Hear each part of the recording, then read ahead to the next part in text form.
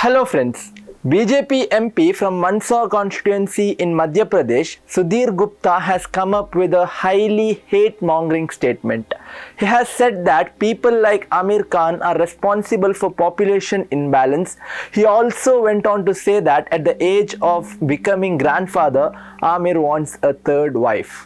The new draft UP population control bill proposes a bar on couples who beget more than 2 children from availing welfare schemes contesting local polls. The draft bill has received criticism from various sides saying that this is an election prior stunt to create a Islamophobic environment. The draft bill has been placed in public domain by the Uttar Pradesh State Law Commission, inviting suggestions from the public at large domain. Apart from this, some other states including Karnataka are also thinking about bringing such a law. Today in this video, let us have a look at the stand taken by various countries on population. Is population growth really a problem? Why have various countries come to a stage where they have to give incentives to people to increase childbirth? At times when all are convinced that population explosion is an issue, let us look at this from another point of view today. Before we move ahead, please subscribe to the Upfront and press the bell icon to get notification of all our updates. I'm Nihal Mohammed and you're watching the Upfront.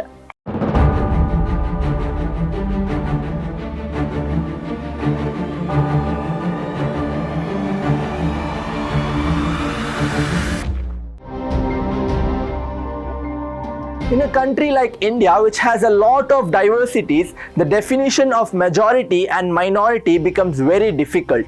But the BJP has been highly successful in doing this. They have comfortably developed a fear in the majority Hindu community that the minority Muslim community will overtake them in terms of population in the near future by having more children.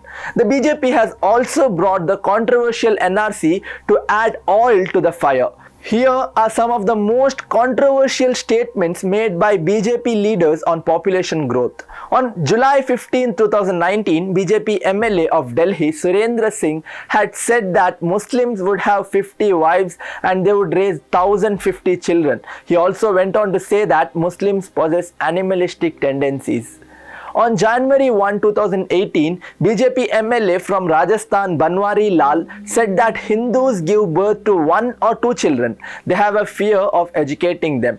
But Muslims are on the brink of taking over the country by raising more children. Union Minister Giriraj Singh made another such statement in January 2018.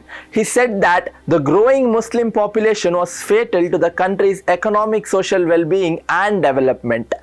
When Narendra Modi was the Chief Minister of Gujarat, the slogan was Hum Panch Hamare Pachis. That is, targeting the Muslim population is part of the BJP's political strategy.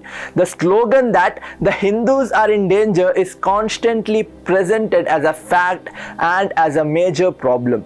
It is a strategy of gaining votes by highlighting the Muslim population. That is why the purpose of this policy is impure and questionable. It is possible that this is a policy that is being pursued by the next election. This is a more politically motivated move rather than a national motive. Not only this is a completely false narrative. Facts and researchers show that this claim of BJP is clueless and is far from truth. Former Chief Election Commissioner of India, S.Y. Qureshi, has authored an excellent book, The Population Myth, Islam, Family Planning and Politics in India, in which he utilizes the census as well as data from the National Family Health Survey to bust the fallacy built around Muslim numbers in India. In an interview to the Hindustan Times, the ex-CEC says the allegations from the right wing have been that the Muslims have been multiplying fast as an organized conspiracy. I admit that the Muslim birth rate is the highest and demography has changed in the last 70 years. 84% Hindus have come down to 79.8%. and Muslims have gone up from 9.8 to 14%. But Muslims are catching up fast with family planning and they will not overtake Hindus in birth rate. After 60 years, there was 4.2% increase in the Muslim population. The projection is that in 2100, Muslims will become 18% of the population. There is no question of Muslims overtaking the Hindus. Professor Dinesh Singh, former VC of Delhi University, who is an expert, studied the data and said that they can never overtake the Hindus. But the sad part is that this narrative did not get any fuel so that this vehicle could move forward. Fear or anxiety over population is not an issue only in this country. China implemented a one-child policy in the 1970s. The implementation was so brutal that the violators were penalized. Abortion was also done by force. But in 2013, the policy was amended. Couples were also allowed to have 2 children. China also attributed the rise in the number of elderly people as a reason for this amendment. Now couples are allowed to have 3 children.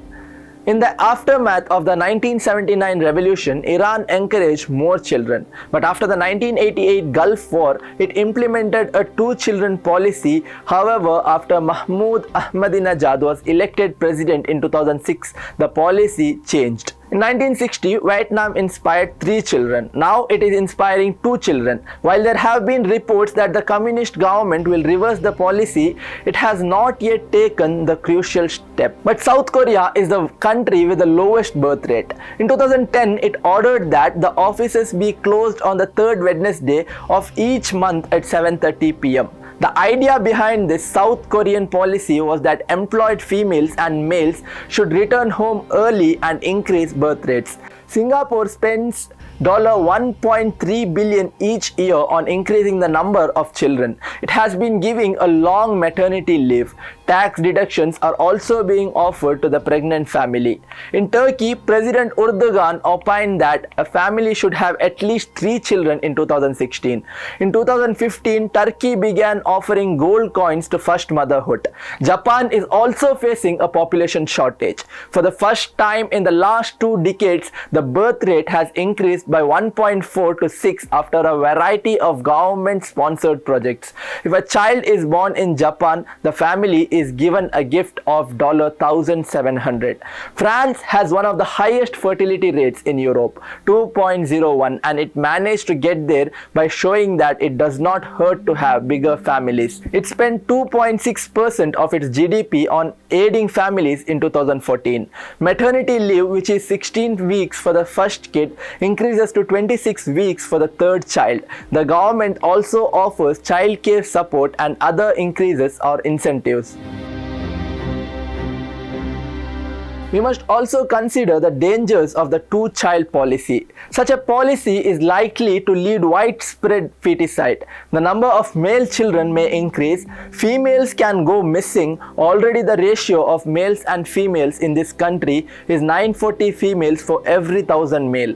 There is also the possibility of having a baby girl killed in order to find a way to have a male child. Slowly it can become a country having only old people. Once society is accustomed to this policy, it is less likely to give up this practice. If even in the future we tell the people to bear more children, the probability of them listening to this is very less. Finally, there is a huge difference between the birth rate of 100 years ago and today's birth rate. The last of the 4 children of Karamchand Gandhi and Putali Bai was Mohandas Karamchand Gandhi. Bhimrao Ramji Ambedkar was the 6th son of Ramji Sakpal and Bhima Sakpal. His mother had 13 children but only 6 survived. Yusuf Khan, later famously known as Dilip Kumar, is the 4th of the 12 children of Aisha and Ghulam Sarwar Khan. The responsibility and job of the government is to provide food and education to the poor. Rice should be given to the hungry stomach rather than the fetus being snatched from the stomach of the poor. Half an hour of heavy rain will blow many of our cities. Blaming rain for this is not the answer. The reason for this is unscientific planning and corruption. But what the regime does is hide its failure by blaming the rain. The same is true for the population regime. If people are economically empowered and educated, there is no need to fear the population. The problem here is in the distribution of resources and not in population growth. Gandhiji once rightly said, there is enough in this world for everyone's need, but not for everyone's greed. Even if we speak religiously, we find that zakat has been made compulsory on Muslims. According to Islam, all the rich are bound to give 2.5% of their money in charity, and Islam does not give this the name of charity. Islam instead says it is the right of the poor. If we can make sure that the resources are equally distributed, then we will have no issues at all how much the population grows. If you like the content we provide, please subscribe to the Upfront and press the bell icon to get notification of all our recent updates. Please share our videos and educate others. Thank you.